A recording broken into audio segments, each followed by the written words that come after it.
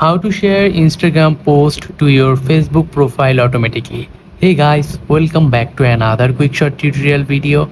In this video we are going to learn how you can share your Instagram post to your Facebook profile automatically. It's a very easy and simple process to learn it. You have to watch this video till the end. So without any further ado, let's get started. First of all, you have to open up your Instagram app and then go to your profile.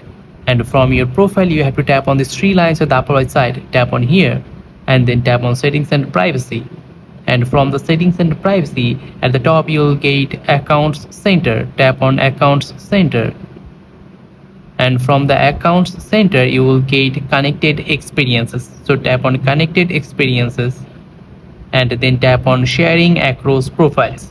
That is at the first option, tap on here.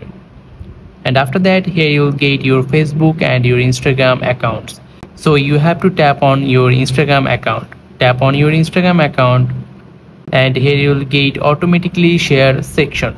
Under the automatically share section you'll get your Instagram post, so you have to enable this toggle. And from now on, if you upload a post on your Instagram profile, then it will be automatically uploaded on your Facebook profile.